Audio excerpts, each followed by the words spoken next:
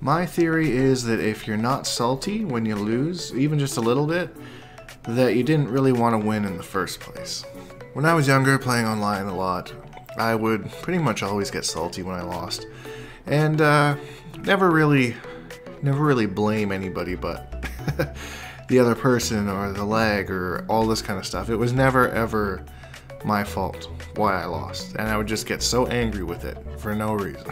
And then I met some people who had a little bit more level head than me. You know, they kind of taught me how to play, and the more that I understood the game and understood how good these people were, the salt kind of started to go away, because it's not just losing, it's learning, and switching that mode from losing is bad no matter how it happens to losing is good is probably the most difficult thing for people to do. And I find that there's two different types of salt. Like some people, there's a certain pro player that I got to know quite well a few years back. I'm not going to use names, but he would get really angry, salty, but he would use it as motivation. Like, you would beat him in a certain way, and he would be salty as fuck. But you could never beat him in that same way again. He would make sure that there was absolutely no way that he was losing to that again. So he'd go right into the lab, he'd lab whatever you did, and then he'd ask you about it and find out about it, and this is all like anger driven from this, like just salt driven. Like 5 minutes after he's in the lab already, he's looking at what he lost to, asking me how to get around it or whatnot. And then sure enough, next time I have to beat him a different way. I can't use the same strategy again. So it was cool because it kind of forced me to learn as well. So it's kind of taking advantage of another person's salt, you know, it kind of carries it on. And then there's the other type of salt, which I think is a little bit more common, which is more of the people like, you know, it's something else's fault, or they just get discouraged by it. Like, they don't use that loss to kind of, you know, learn about what's going on. They don't see a bigger picture, they just see the loss. And sometimes they try and deal with it, and they're trying to deal with it and push it out of their mind, like, I didn't lose, it was lag, you know, it was spam, it was whatever. You know, it's, instead of, you know, accepting that it happened and they got beat, or they accept that they got beat and it makes them sad or depressed or get down on themselves, like, oh, I suck, and then kind of like a hopeless feeling almost.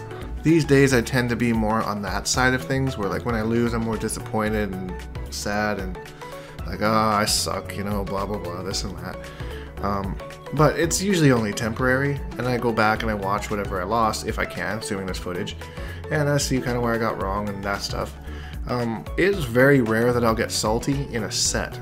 Like, if I'm playing a set with somebody, I'm playing that to learn. There's nothing on the line there. You know, a lot of people think like bragging rights or whatever, I beat so-and-so first to 10, but like, those sets don't mean anything if you're just playing online. So don't let that salt get to you. If Emperor Combat beat me the other week, I think it was 13-1 or something like that. I wasn't salty at all, because I'm sitting there, I'm looking at what he's doing, and I'm like, oh, that's really smart. I would not have thought to do that. And almost every match, I kind of came closer and closer to winning until eventually I won one. And I came away with a whole bunch of new stuff from the set. So just looking at the score, like, don't let that upset you. Like, it's what you take away from it. And I think if you get salty, like halfway through the set, you'll ditch out, and that's a huge missed opportunity for you. And then when I started competing in tournaments in 2011, it's like the salt just restarted, and I had to redo the whole process again, because now you're jumping from being an online player to an offline player, a tournament player. Even if it's not, these days netcode's so good it doesn't matter as much. I mean, War of the Gods, that kind of thing. There's no Wi-Fi there. So I mean, as being like a high-level competitor, you feel that salt like in a weirdly different way. It's hard to say, especially if you're in like something like War of the Gods, where, you know, you're losing to the same guy every week, or you only make it so far every single week. It's a repetitive thing, and you can see the cycle happening, and you get salty about it. So I kind of had to relearn that, because when I started competing in the MK9 tournaments, it was like that salt that I had worked so hard to overcome before was just right back in there again, and I really had to take myself off the pedestal a little bit and be like, you know, just because you're at a tournament, you're still learning, like you're not top of the world kind of thing, which sometimes you feel like, you know, like my first tournament I went to, I got 9th out of 250 some odd people, And I was feeling myself, probably too much. And that's where I kind of had to put myself in check. And the next tournament I went 1-2, and I was like, okay, well, this is dumb. Get a hold of yourself, buddy. You're just, and that's where you gotta get that motivation too. Like if you're successful, don't let that stop you. I think I stopped training for a little bit because I was like, oh, I'm good. You know, I know everything. But obviously I did. So there's just so many levels to this like mental game of being salty and competing and keeping a competitive mindset, that it's really hard to keep track of everything. But my suggestion to anyone out there that struggles with salt is to just look at the bigger picture. You know, if it's a tournament, totally be salty. That's the place to be salty if you're gonna be salty.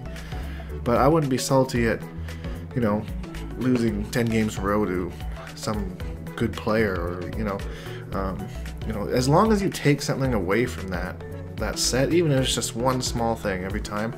And if you're losing that, then you're obviously missing something if you keep losing it over and over. So pick their brain about it a little bit more, and maybe like try to go step by step, you know, like 3 games, and like what went wrong in those 3 games, and maybe now you're in your right mind, and like, okay, so your friend's giving you some advice and you play the next 3 games. Did I repeat that mistake? Yes. Okay, well now I know what I'm doing is that I'm not fixing my errors. I'm keep repeating them, or something like that. I'm rambling a bit, but you kind of get the idea of what I'm trying to say. Is like, instead of getting mad and quitting and losing an opportunity, you know, just looking at the bigger picture and looking at the fact that you're learning, you know, I find for me helps that salt go away. Anyways, guys, I just thought that would be a little piece of advice for you guys. I wasn't really sure what to do for a video tonight, so I figured I'd talk to you because I like talking to you. We'll see you guys tomorrow.